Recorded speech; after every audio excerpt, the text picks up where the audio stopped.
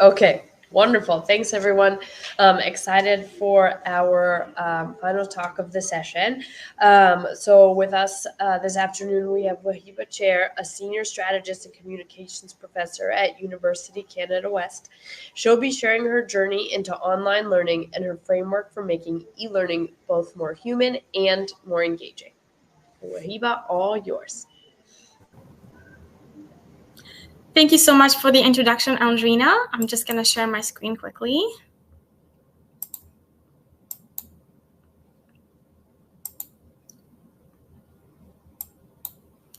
All right, hello everyone, and nice meeting you. So about 5 years ago, I really wanted to get back to work after my first mat leave, and I thought that teaching that I had really enjoyed would give me the flexibility that I needed to still be with my family. So I reached out to University Canada West that I had a relationship with, and shortly after, I was offered to teach 2 courses in winter of 2020. And we all know what happened that year. It was a time of fear and uncertainty, and we all had to move online very quickly. Thanks to the support of my university, I was still able to do that, but of course, it wasn't without its hiccups and challenges. And so my first question for you is, when did you start teaching online? Is it before or after the pandemic? Feel free to let us know in the chat or to join the conversation on X.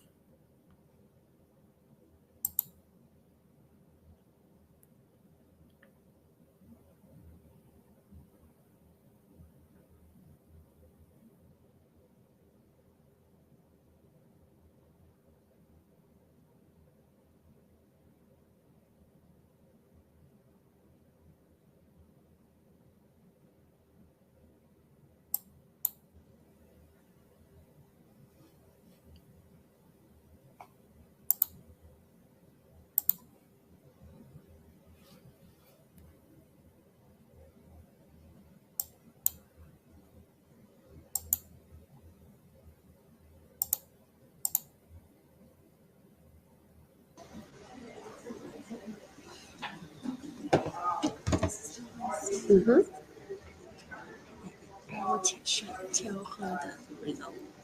I know, but you're behind. Oh, okay, go ahead. Okay, we have almost half and half answer.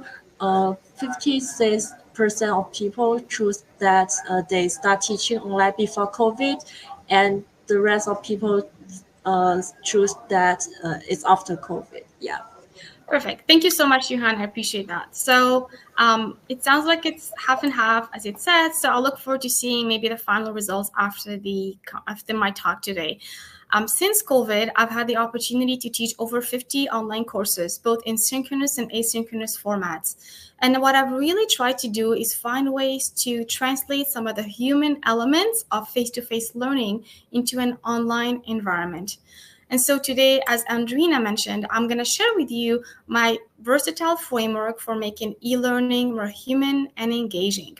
This is a framework you can apply to any setting, being educational or professional, and you can also apply it to synchronous or asynchronous teaching. And it all starts with the mission. The mission is all about building a community together, but also making sure that everyone is aligned on that mission. This may not be a new concept for you, but today I'm going to show you how to define this mission and bring it to life one interaction at a time. And the first step is by defining the values that matter to you and to your learners. The values that range from respect and kindness to empathy and gratitude. I typically do this at the beginning of every class, telling students about our mission, our community, and the importance of our values. I also give them an opportunity to weigh in so that they feel a part of it. We will then use the course channels to bring this community to life, one interaction at a time. Which leads me to the second question of the day: which tools or channels are you using in your online teaching? Again, feel free to let us know in the chat or also using X.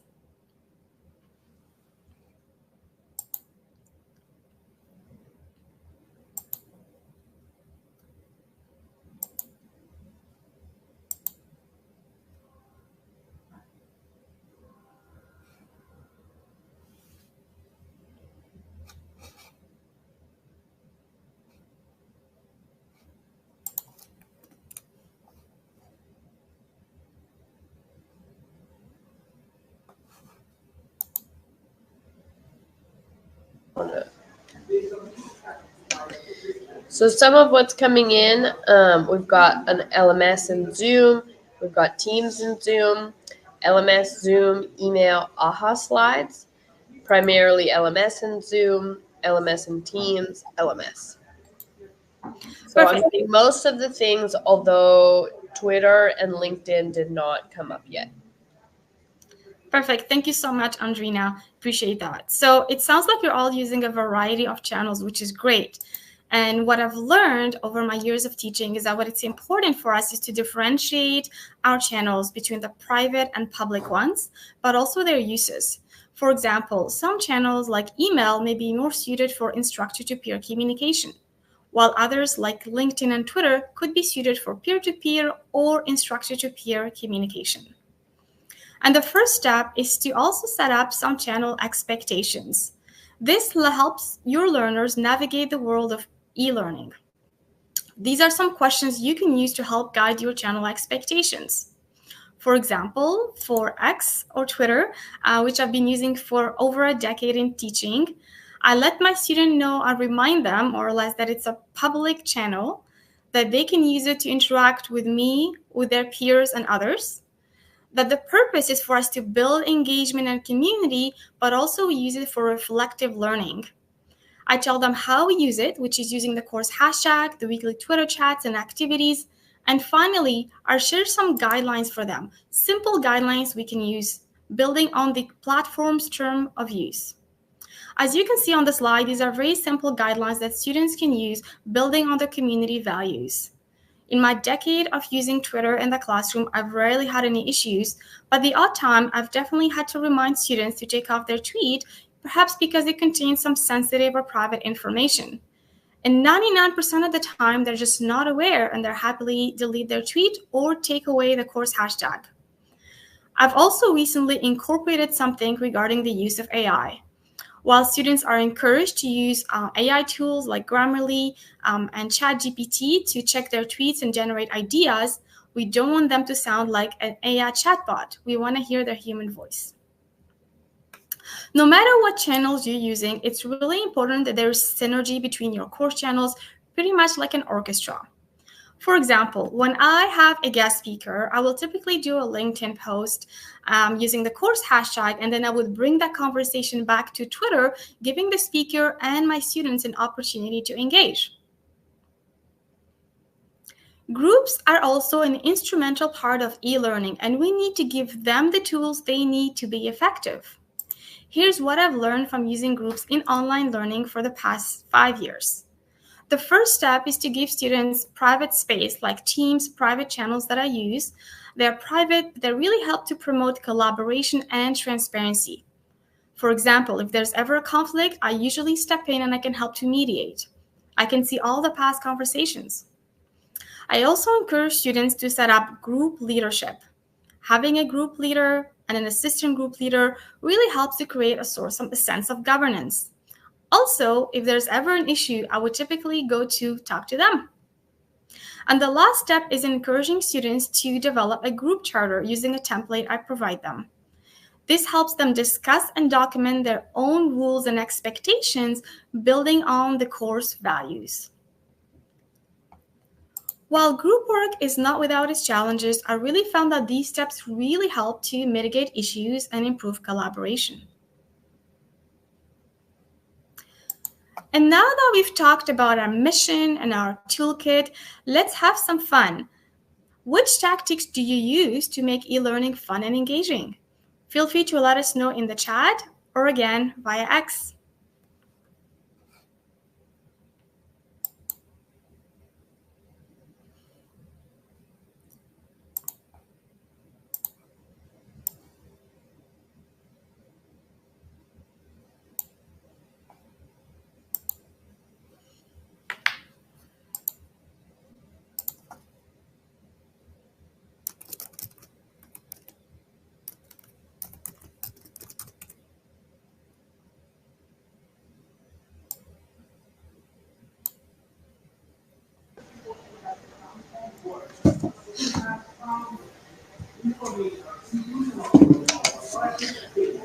So one person was saying, real life scenarios.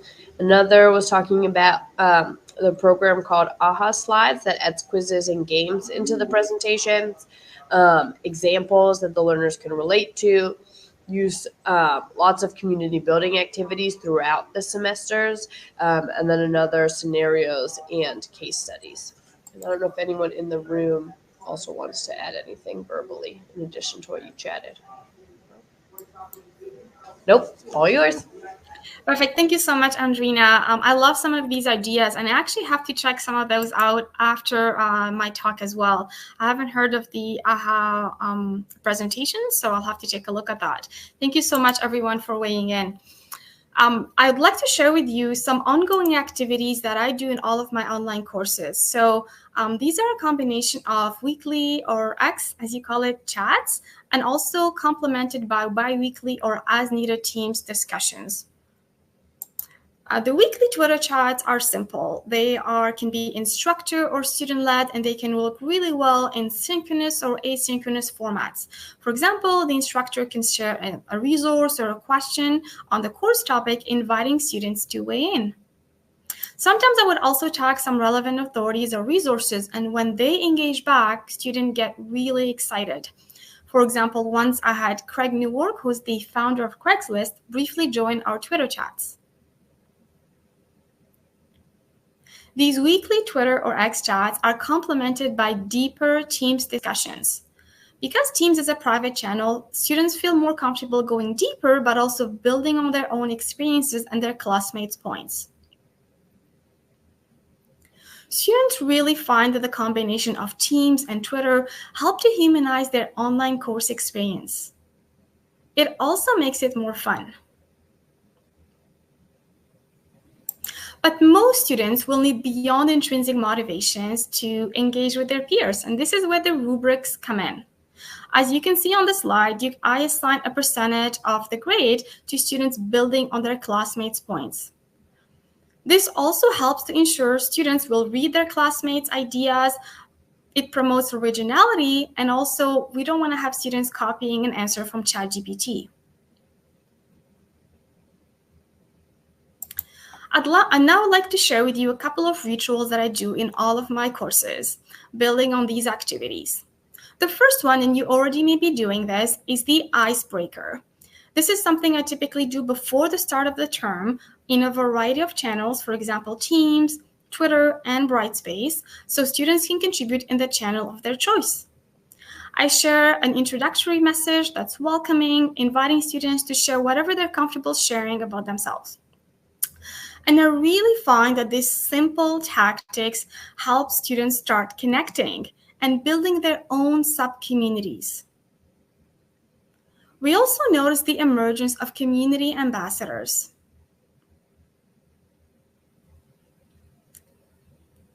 The other ritual that I do in all of my courses, and I actually started doing during the pandemic, is the gratitude moment. So as we know, during the pandemic, there was so much negativity, and a lot of our students who are international couldn't travel. So they were stuck, so to speak, back home, and they were connecting with us at odd hours. So what we would do at the beginning of every class, a live synchronous course, is that we would share a little bit about what we're grateful for, building on our value of positivity. And it could be something as simple as the weather, or something more meaningful at the time, like not getting COVID yet. I really found that students started feeling more comfortable disclosing, and it really helped us build deeper connections as a course community. The idea of gratitude is also fostered and encouraged amongst group work. I remind students after each major deliverable to show appreciation to their group leaders, assistant group leaders, or anyone who stepped up. It all starts with a positive interaction, which leads to a conversation, a connection, and then the feeling of belonging and community. And now I'd like to share with you a couple of assignment examples which promote transparency, peer-to-peer learning, and engagement. These assignments also help students build their portfolios, and to my knowledge, they are less prone to AI cheating. This is my favorite assignment that I do in all of my online courses because it is so versatile.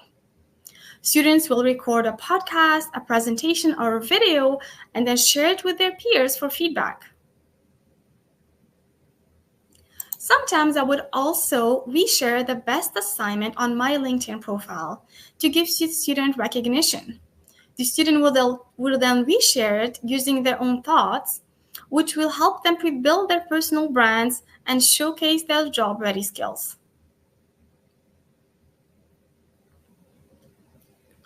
Building on the idea of clarity around our course expectations, I like to give my students clear instructions when it comes to the peer review. All of this helps to promote kind and constructive feedback.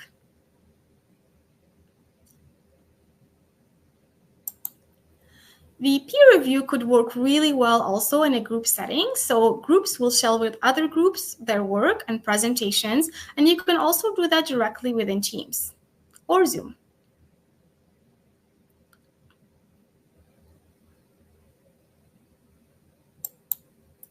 Now that we've talked about our mission and our toolkit and showcased some examples to make it more fun, let's take a look at how we can measure the performance of our online courses. How do you measure the performance of your online course? Feel free to let us know in the chat or also via X.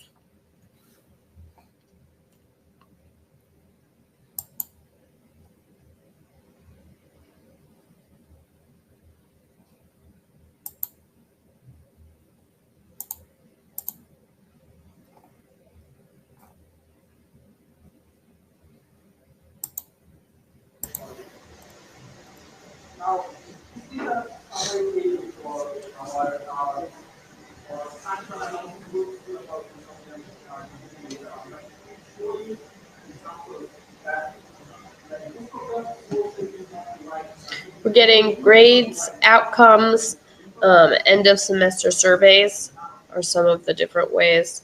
And then we also have a question. Do you want me to go ahead and ask you now, or would you like to wait till the end? I'd love to answer that question at the end. I think we do have time at the end to do that. Thank you. Yeah, perfect. And a couple other things, retention and movement through into the next component or the next course. Perfect. Thank you so much, Andrina. I love some of these metrics and ideas that you're sharing, some of which I'm learning myself. So thank you, everyone, for weighing in. What I've learned, and I'm still learning, is that it's important for us to have a holistic measurement framework, similar to what you're alluding to in the chat. So we will use some qualitative and quantitative feedback and measure from a variety of touch points. For example, the surveys or evaluations that some of you mentioned, they can be really helpful, but they don't tell us the full story, I find. What did the students really like? What could we have done better? I find the most value in the comments, and I look for themes and patterns wherever possible. This comment played a pivotal role in my online teaching journey. Originally, I thought that having groups may not be conducive to online learning, just because my students, mostly in asynchronous formats, lived in vastly different time zones. But this feedback that a student left in my evaluation and other similar ones really made me rethink that. And since then, group work has become an instrumental part of my online teaching. The other thing that I do, and I think someone mentioned in the chat, is to measure the channel engagement.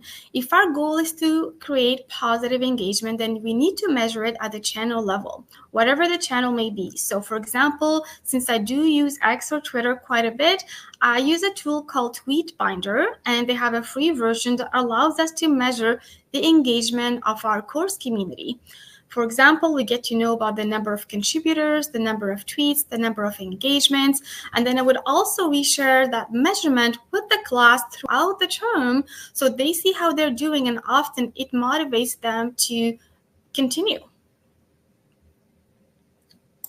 One metric that I really like about Tweetbinder is sentiment. Sentiment speaks to how positive our content and interactions have been. And as you can see here as an example, having positive sentiment helps to validate our value of positivity. Sometimes I would also reshare this data on my LinkedIn profile by tagging the tool, such as in this example, Javier from Tweetbinder. And sometimes the tool would engage back and they would reshare it on their own channels, creating more reach and engagement for our course community. This also helps students this also helps to give students another opportunity to contribute. And it creates more synergies between our channels, as mentioned earlier. Private channels like Microsoft Teams have analytics that allow us to measure the engagement of our key channels, whether it's group work or course discussions. Perhaps for me, the best feedback I get is when students whom I've never met feel like they've connected with me and their peers, perhaps more than in any other online setting. And for me, this shows me that we together have achieved our mission. Ultimately, it's about creating a safe, inclusive, and positive space for everyone to contribute. And remembering that the tools do not replace the human touch. Today, we talked about a versatile framework to make e-learning more human and engaging. And it starts by having a clear mission that everyone is aligned on, a toolkit with clear expectations, channel tactics which promote positive interactions, and then measuring our results throughout and after the course. But it's also important to remember that e-learning is a journey and it should be fun for us and for our learners. Thank you so much, everyone, for tuning in today. And I look forward to continuing the conversation. It looks like I think we have some time for questions as well. Thank you. Yes, exactly. Wonderful. Thank you so much. All right, we did get a few questions. I don't know if folks that put them in want to say them themselves or you want me to say them. Okay, I'll start, but feel free to jump in if I'm, butchering one of yours. So one question that came in was, how active do you find the students, in particular on X, if this is not a tool that they had already been using in the past before they started in your class? That's a great question. I am actually doing, interestingly enough, a study on the use of X for learning. So hopefully I'll have more data to share after that. But what I find is students often are reticent about using X because they haven't had much familiarity with it. A lot of my students are the more Generation Z, so they would be more 18 to 24, and they probably would be using Instagram and TikTok. So first, they're reticent. But I think after 2 weeks and the introduction and walking them through the platform, how we're using it, they really gain more confidence and familiarity. And again, it's about building momentum. And because part of the activity is about engaging with your peers, so they have to, each week they have to share something themselves and they have to reply a classmate. When someone gets an answer on X or Twitter, they feel really excited that someone is listening to them. So that's what I've been witnessing. So yes, they're not active before, but the experience helps them become more active, and some of them will continue using Twitter for learning or other purposes after the course as well. And do you know what percentage of your students end up participating in Twitter? Is it 100% because of the grade component? That's a great question, Andrina. And actually, again, I'll have more data on that after my study. But I would say maybe at more than 2/3 for sure. What we notice, and we actually measure that with Tweetbinder. So we'll see, okay, based on the course hashtag, I have 100 students. Maybe I noticed that 66 or 67 are actually contributors. So that gives me a bit of a ballpark. Got it. And this is probably also something you're analyzing for your study, but any data or gut on the correlation between engagement and outcomes in the class? Like, are those 2/3 that are engaging via Twitter getting more out of the class as a whole as seen by your kind of end of course?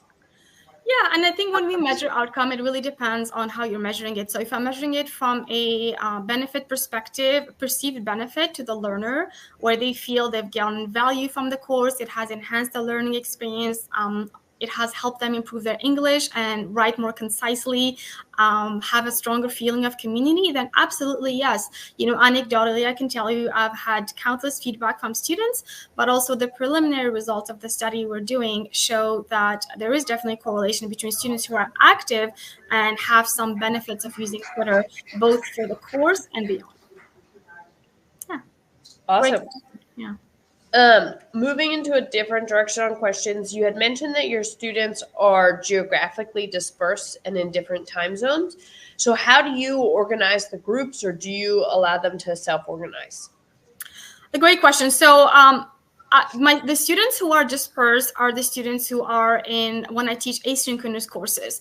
And yes, a lot of them are professionals doing the program part-time in different parts of the country or even international. So I typically will give them a form at the beginning to gauge their preferences. So for example, are you interested in being a high achiever group? Do you really care to do well, or you just want to pass the course? So something just to gauge their interests and expectations.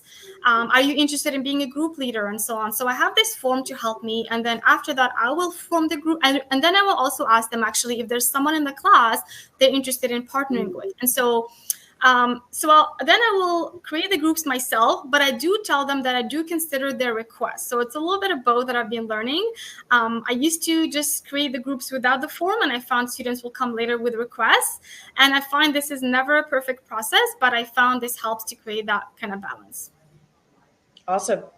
And then there was a question about how much time does it take to set up the foundational agreements? So the values, the communication expectations, all that initial work that you were talking about to start the class.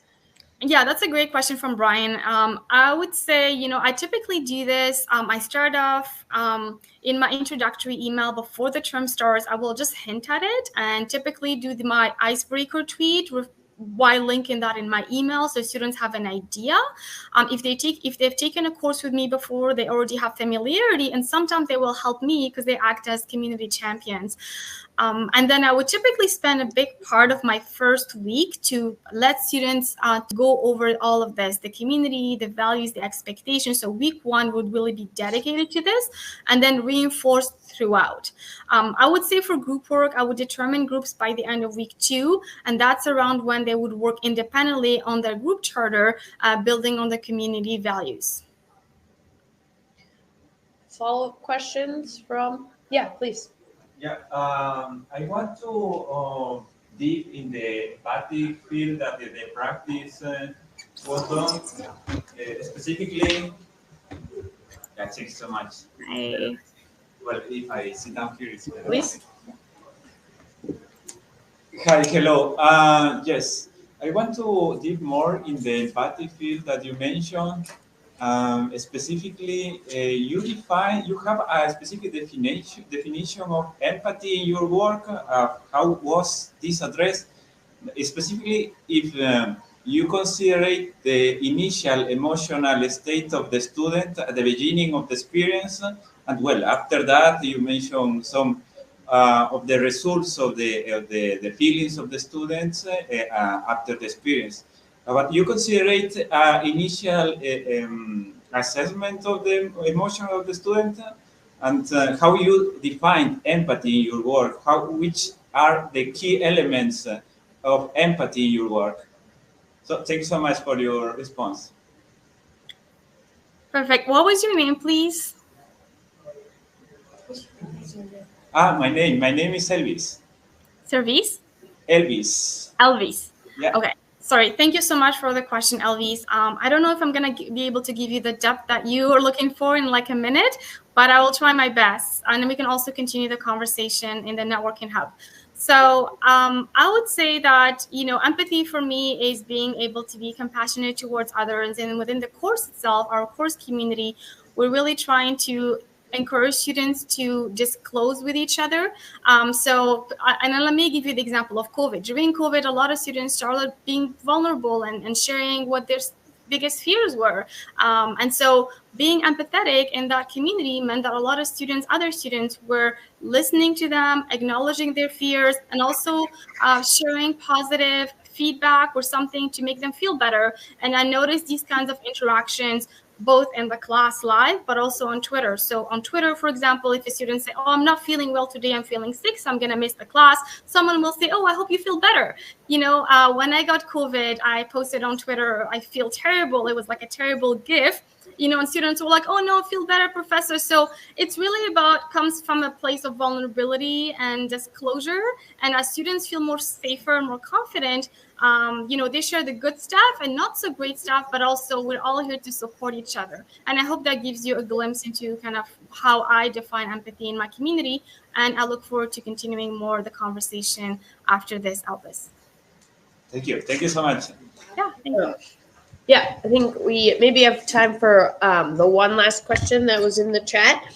And so you can probably see it there from Jose. How do you incentivize in a positive way what students have on their screens throughout synchronous sessions?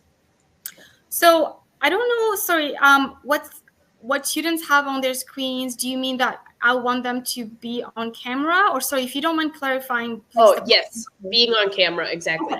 Okay, so that's always been an issue, and I think that, you know, I try my best. There's always the more active students. There's like the percentage of them that will go on camera, and I will say to them, you know, look, I know you may be doing something in the background. Again, it's about being transparent.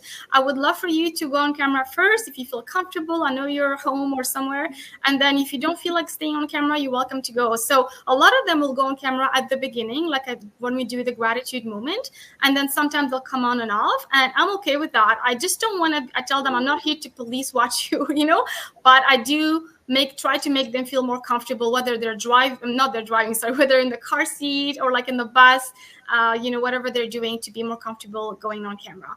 Yeah. Thank you. Did that. Okay. I hope Wonderful.